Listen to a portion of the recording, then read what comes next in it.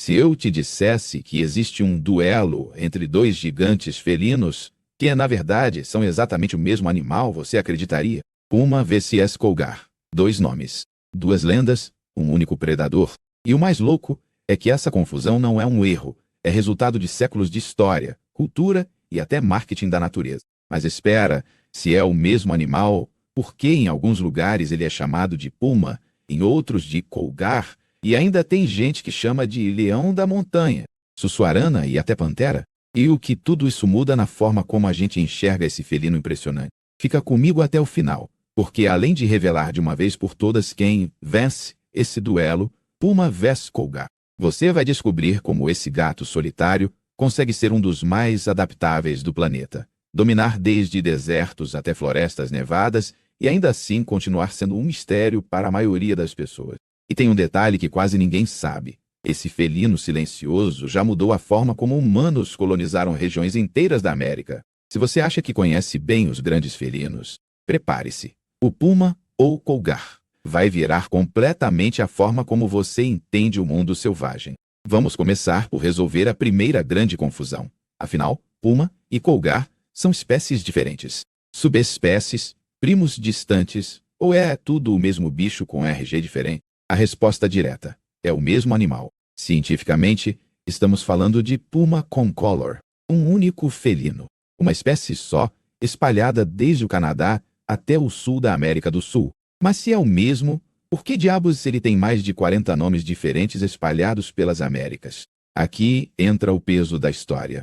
Povos indígenas, colonizadores europeus, caçadores, fazendeiros, cada grupo olhava para esse felino e dava um nome diferente baseado em seus medos, mitos e línguas. Isso criou um mosaico cultural em torno do mesmo animal, algo que quase nenhum outro grande predador no mundo tem.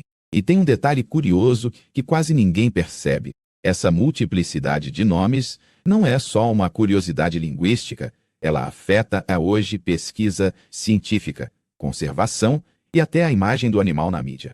Mas calma, a gente chega lá. Antes disso, se você ainda está comigo, agora vem a parte em que esse mesmo gato começa a se multiplicar em versões regionais, quase como se fossem personagens diferentes da mesma espécie. Você já reparou como o mesmo animal pode parecer totalmente diferente dependendo de onde vive? É exatamente isso que acontece com o puma ou cougar. E é aí que o duelo Puma vs Cougar fica interessante. Mesmo sendo o mesmo felino, na América do Sul, especialmente em países como o Brasil, Argentina e Chile, ele é muito mais conhecido como puma ou sussuarana.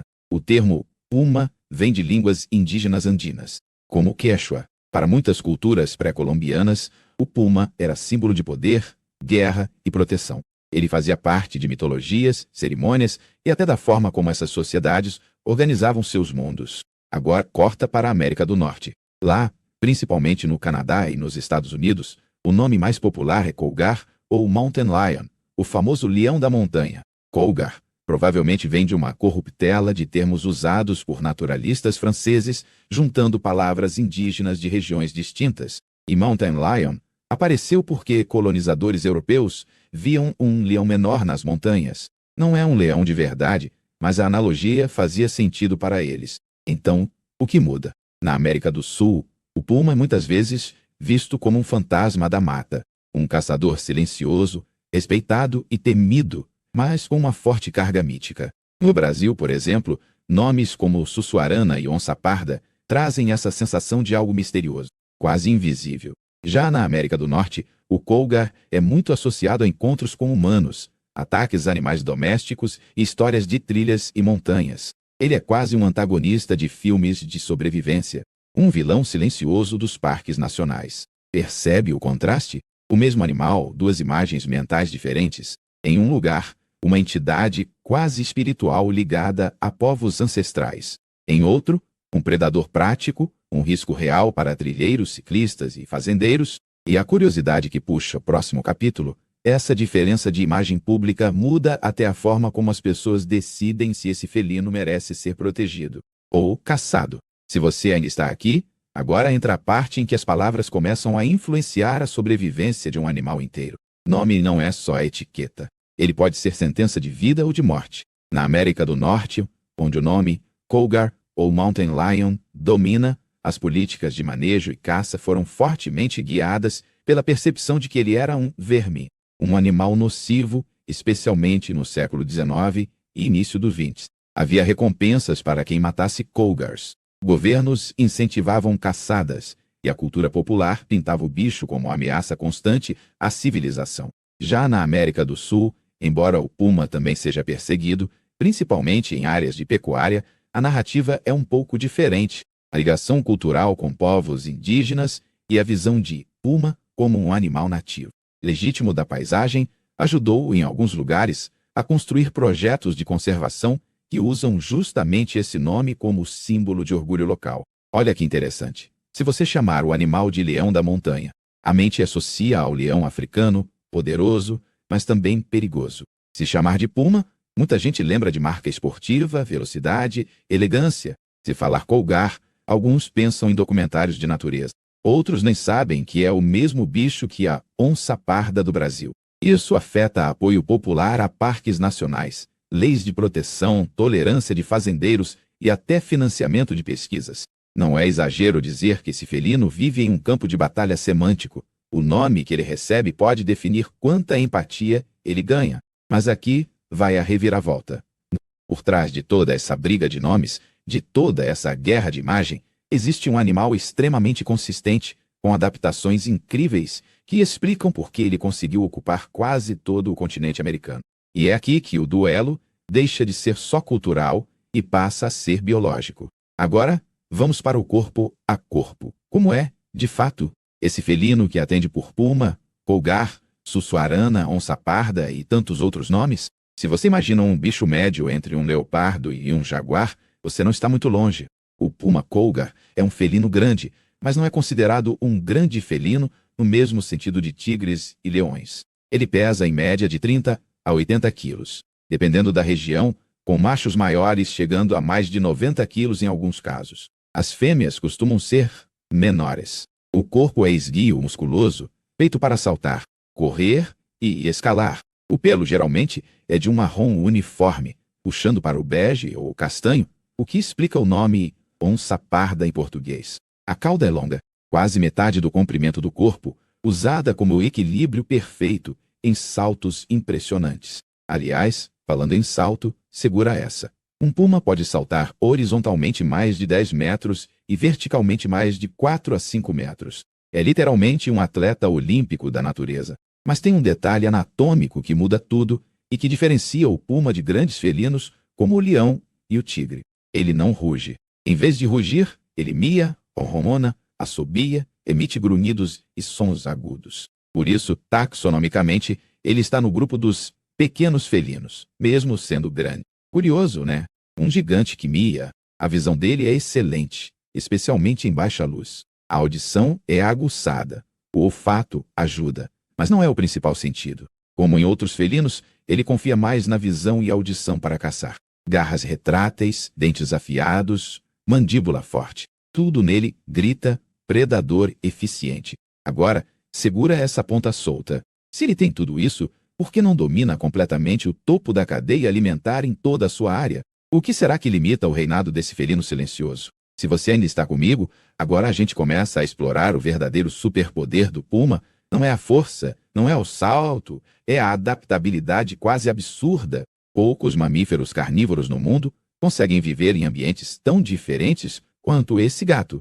Ele está em montanhas nevadas, desertos áridos, florestas tropicais, pampas, cerrado, caatinga, bosques temperados, campos abertos e até perto de áreas urbanas. De Canadá à Patagônia, ele dá um jeito. Essa plasticidade ecológica é talvez o maior trunfo no duelo simbólico entre puma vs cougar. Onde quer que você o encontre, o animal se adapta ao nome, à paisagem, à presa disponível e até ao tipo de perseguição humana. No Canadá e no Zeoa, o cougar caça muito veados, alces jovens e outros ungulados de regiões frias e temperadas. Em áreas mais secas, pode depender de carneiros selvagens, cabras e até coelhos. Na América do Sul, o puma pode atacar desde lhamas e guanacos nos Andes até capivaras, veados do mato e pequenos mamíferos em regiões mais baixas. Ele é oportunista. Se tem presa grande, ele aproveita. Se não tem, come o que der, de roedores a aves. Isso faz dele um regulador importante de ecossistemas, controlando populações de herbívoros e evitando superpastejo.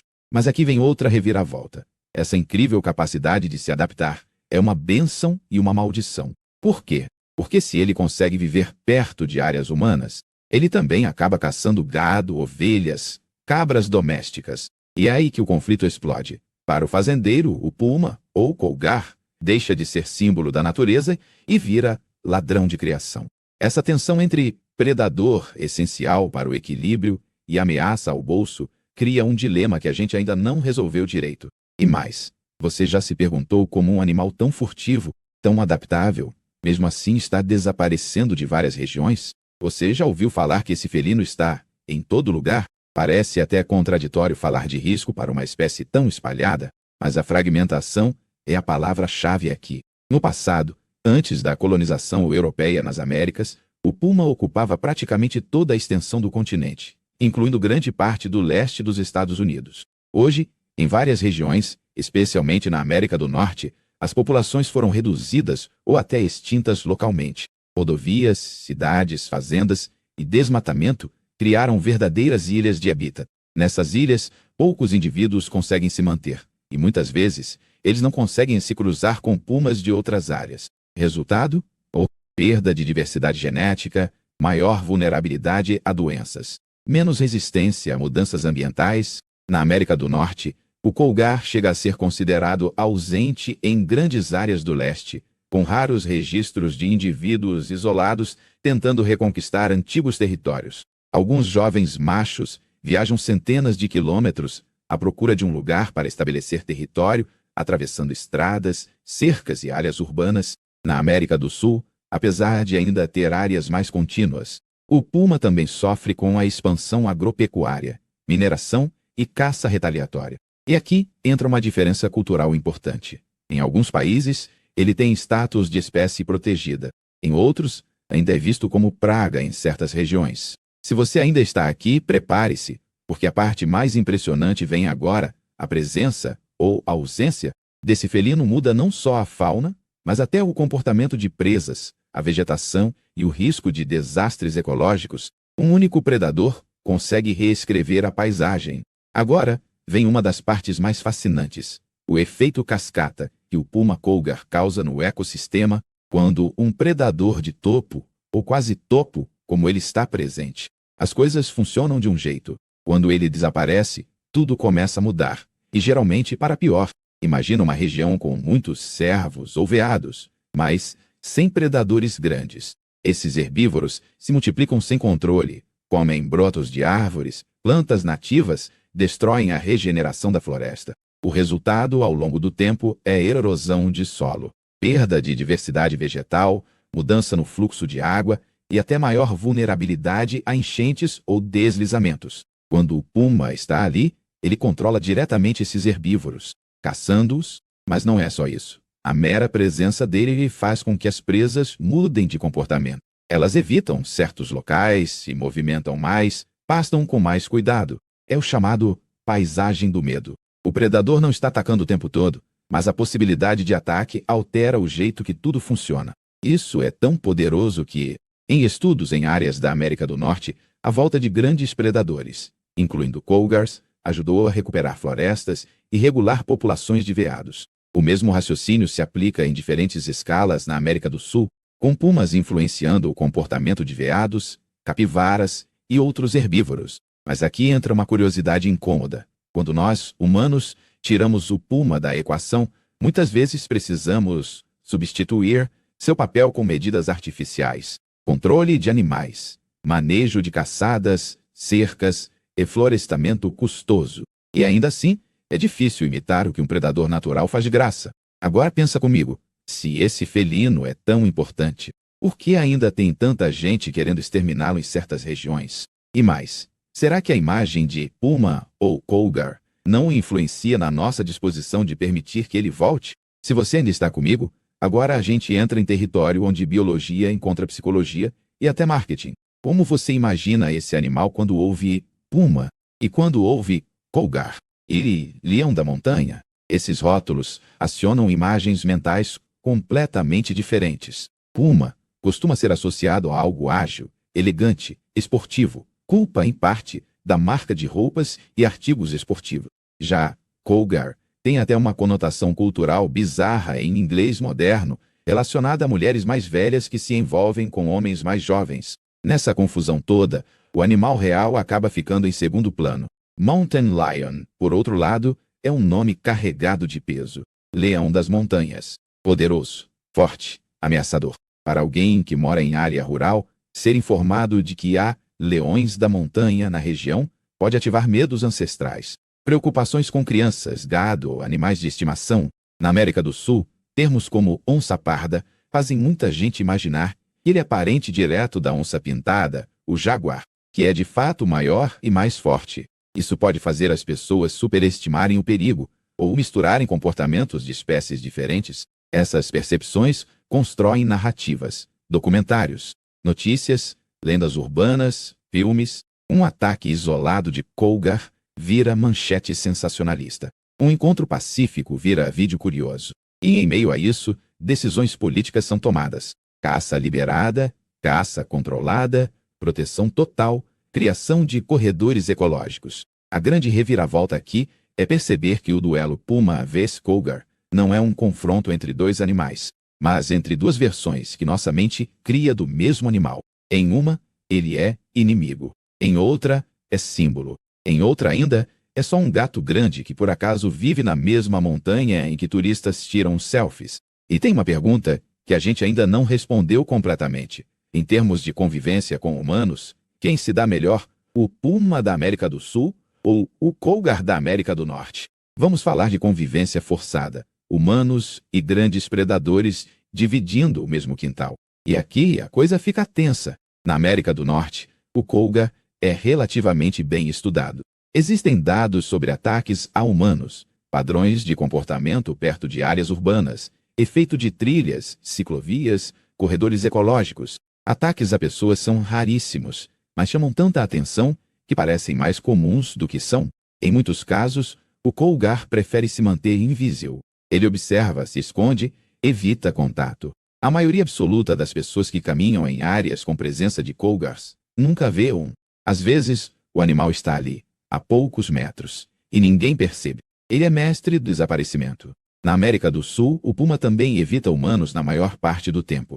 Ataques a pessoas são extremamente raros, comparados com outros riscos da vida rural. O grande ponto de conflito é o gado. Quando o habitat natural está muito degradado e a oferta de presas selvagens cai, o caminho mais fácil para o puma é atacar animais domésticos. Isso gera caça retaliatória. Fazendeiros armam armadilhas, envenenam carcaças, atiram ao menor sinal do felino. Em alguns lugares, há programas que tentam conciliar a presença do puma com atividades econômicas, usando medidas como cercas melhores, manejo de rebanho, cães de guarda e compensação financeira por perdas. Se você ainda está aqui, repare no paradoxo. Esse felino faz de tudo para nos evitar, mas as nossas ações e a nossa expansão constante empurram ele cada vez mais para perto de nós. A linha entre mundo selvagem e mundo humano está borrada, e o puma cougar está bem no meio.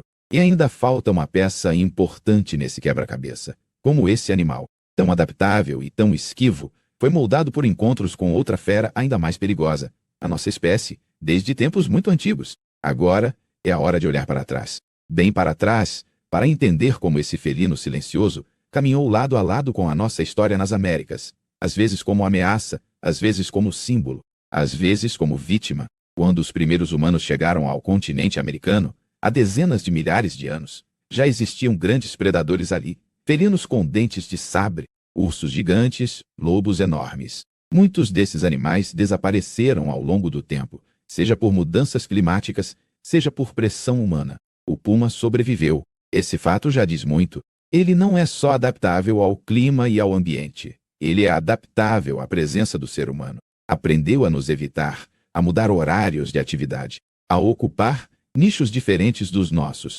Em culturas indígenas, o puma aparece como figura importante. Para povos andinos, ele era guardião, símbolo de força. Em outras regiões, podia ser temido e respeitado ao mesmo tempo. Em muitas lendas, ele surge como mestre da caça, espírito das montanhas, força da floresta. Com a chegada dos europeus, a relação muda. O puma passa a ser visto como competidor direto por recursos, caça, território, gado, caçadas esportivas, recompensas por peles, extermínio sistemático. E, ainda assim, o animal persiste, recuando, se escondendo, se adaptando de novo. Na era moderna, surge uma nova fase. Documentários o transformam em estrela silenciosa dos parques, projetos de conservação tentam redesenhar paisagens para permitir que ele se mova com menos risco, e até movimentos de wilding, a tentativa de restaurar ecossistemas, consideram a importância dele. Se você ainda está aqui, agora vem o ponto alto, a resposta para o tal duelo que dá título a essa história. Quem vence, puma ou cougar? E o que isso muda para nós? Chegou a hora do clímax. Depois de toda essa jornada, quem vence o duelo puma versus cougar? A resposta mais honesta e talvez a mais surpreendente é: quem vence é a ilusão. A ilusão de que são dois inimigos, dois rivais, dois felinos distintos. Na prática, o que a gente viu é que puma e cougar são máscaras que nós colocamos no mesmo animal, de acordo com nossa cultura, nosso medo, nossa admiração e nossa relação com a natureza. Biologicamente não há duelo. É o mesmo gato, o mesmo predador, o mesmo conjunto de habilidades. A variação de tamanho, cor de pelagem, comportamento, tudo isso existe, sim, mas dentro da mesma espécie, distribuída ao longo de um continente imenso. Não tem time puma e time cougar na selva. Quem inventou isso fomos nós. Mas aqui está o verdadeiro plot twist. Embora seja o mesmo animal, a forma como o chamamos muda o destino dele. Em regiões onde o cougar é visto como ameaça, ele é mais perseguido. Onde o puma é símbolo de natureza nativa, ele ganha defensores. Onde é onça parda, muitas vezes é confundido com outras espécies, e isso embaralha políticas ambientais. Então, se existe um duelo real aqui, não é entre o puma e o cougar.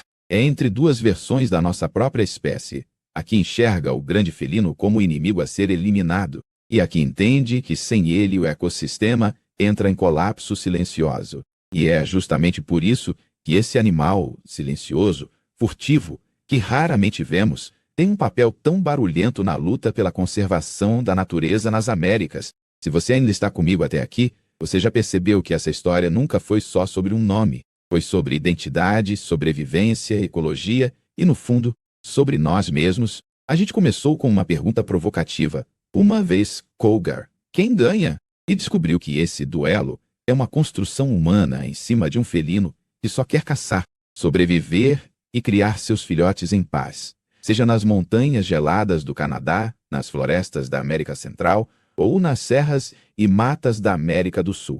Vimos que puma, cougar, leão da montanha, onça parda, sussuarana, tudo isso são formas diferentes de olhar para o mesmo animal, moldadas por culturas, medos e histórias locais. Apesar de toda essa confusão de nomes, ele tem uma consistência impressionante como espécie. Silencioso, adaptável, mestre em se esconder e em equilibrar ecossistemas inteiros. A presença desse felino altera o comportamento de presas, protege florestas, regula populações de herbívoros e, quando ele some, a conta ecológica chega rápido. Nossa percepção, se ele é ameaça, símbolo ou mito, influencia diretamente se vamos protegê-lo ou persegui-lo. Em outras palavras, o nome que damos a ele ajuda a decidir o futuro dele. No fim das contas, o verdadeiro duelo é entre dois cenários possíveis para as Américas: paisagens degradadas e a saudade de um fantasma que um dia caminhou por quase todo o continente. Agora eu quero saber de você, na região onde você mora, como esse felino é chamado? Puma, cougar, onça parda, leão da montanha, outro nome? E mais importante, depois de tudo isso, você acha que ele deveria ser mais protegido? Comenta aí embaixo qual nome você usa, o que você já tinha ouvido falar sobre ele e se você gostaria de um vídeo só sobre encontros reais entre humanos e pumas, cougar. Se esse conteúdo te fez olhar para esse felino com outros olhos, deixa o like, se inscreve e compartilha com quem ainda acha que puma e cougar são inimigos, porque no fim, a única diferença entre eles está na nossa cabeça. E é justamente essa diferença que pode decidir se esse incrível felino vai continuar cruzando silenciosamente montanhas, florestas e desertos, ou virar só mais um personagem perdido nos nossos mitos.